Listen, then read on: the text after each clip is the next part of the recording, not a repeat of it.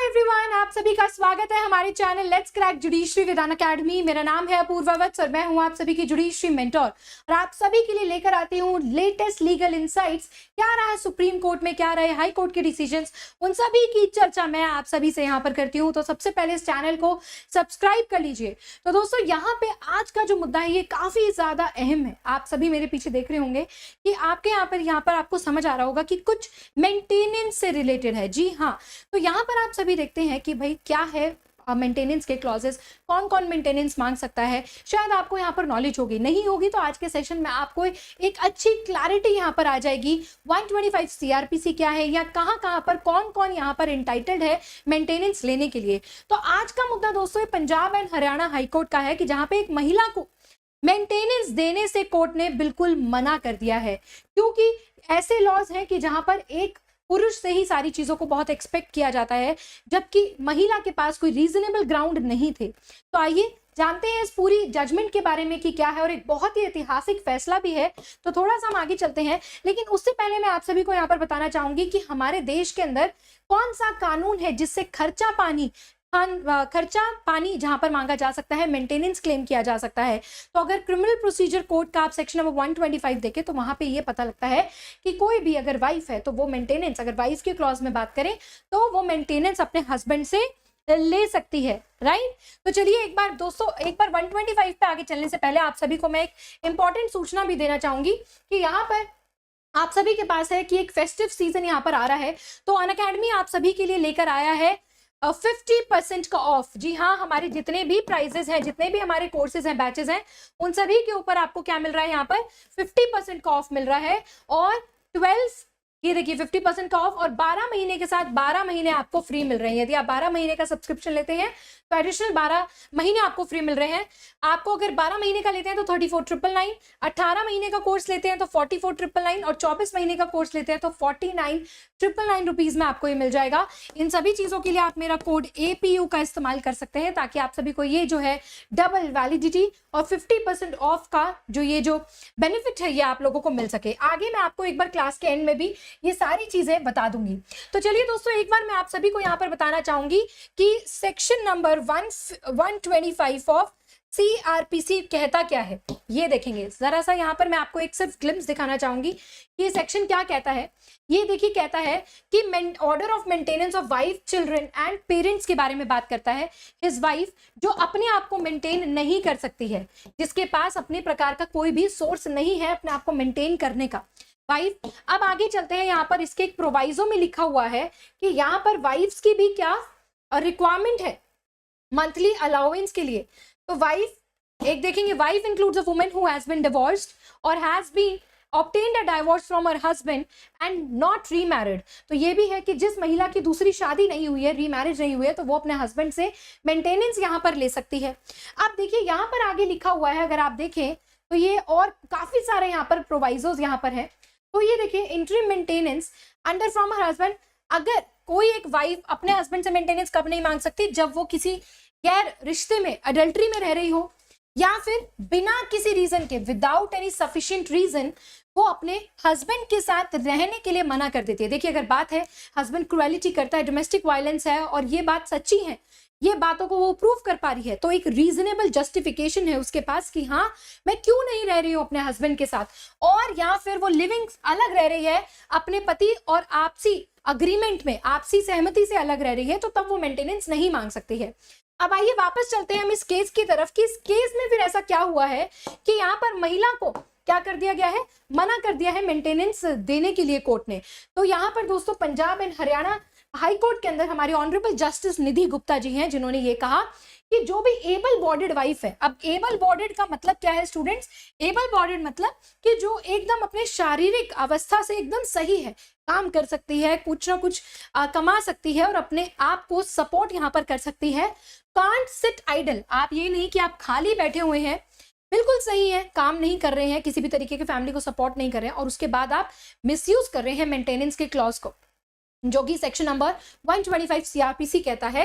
And while husband is looking after all needs. तो आइए जानते हैं, थोड़ा सा डाइव इन करते हैं इस केस के अंदर कि एक्चुअल में इसके फैक्ट्स क्या थे, तभी आप लोगों को बहुत ही बारीकी से ये जो चीज है ये समझ आ पाएगी और आप किसी भी कानून का मिसयूज करने से और होने से बच पाएंगे।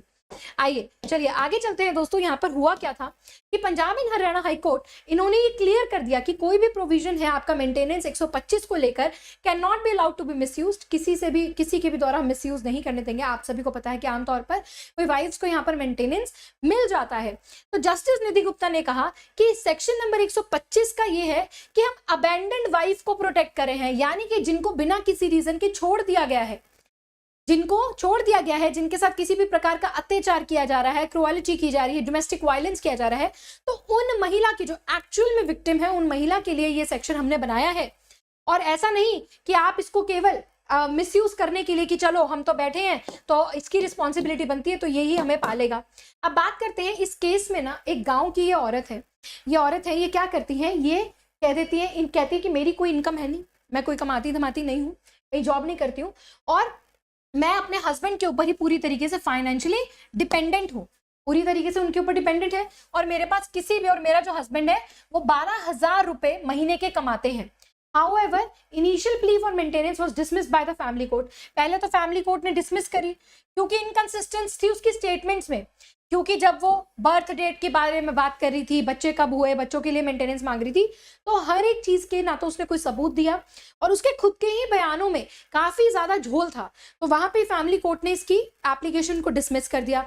अब ये कहाँ पहुंचती हैं, ये पहुंचती हैं अपने Punjab and Haryana high court के पास।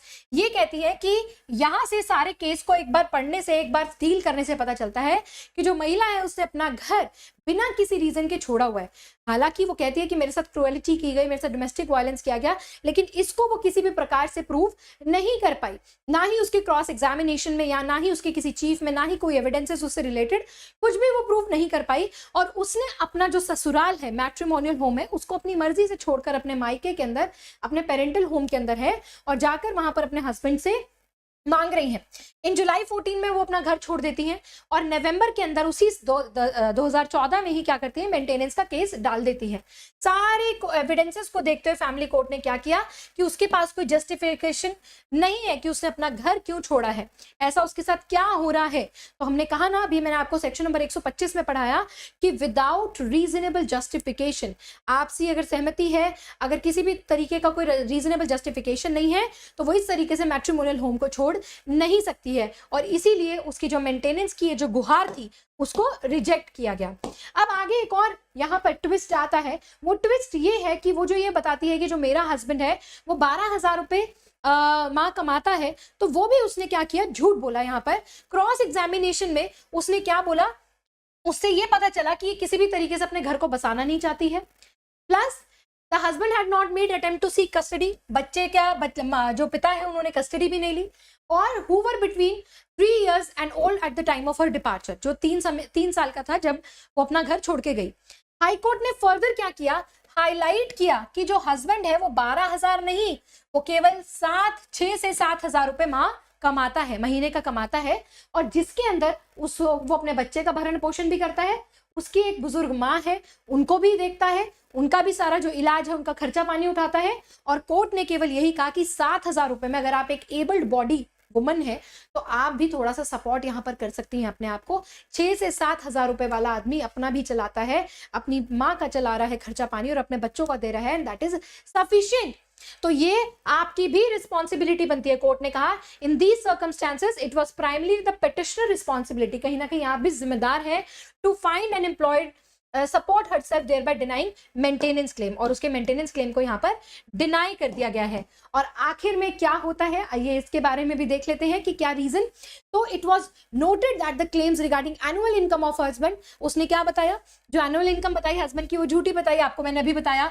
और लोअर कोर्ट ने कहा कि वो एक्चुअल है जो 6 से 7,000 है, इसीलिए कोर्ट ने उसकी ये क्या करती है, रिजेक्ट कर देती है कोर्ट, राइट। तो दोस्तों ये पूरा किस्सा था जहां पर हम कहते हैं कि भाई कोर्ट्स यहाँ पर केवल एक वुमेन पर्सपेक्टिव से ही सोचती है, ऐसा नहीं है। कोर्ट बिल्कुल भी बायस नहीं होती है।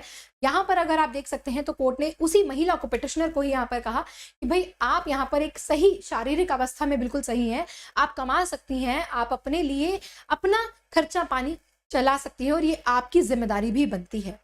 तो देखिए दोस्तों, आप लोग जरूर मुझे कमेंट सेक्शन में बताइएगा कि ऐसी जजमेंट से ही हमें विश्वास होता है कि यस, कानून है यहाँ पर और कानून हर किसी की रक्षा यहाँ पर करता है, राइट।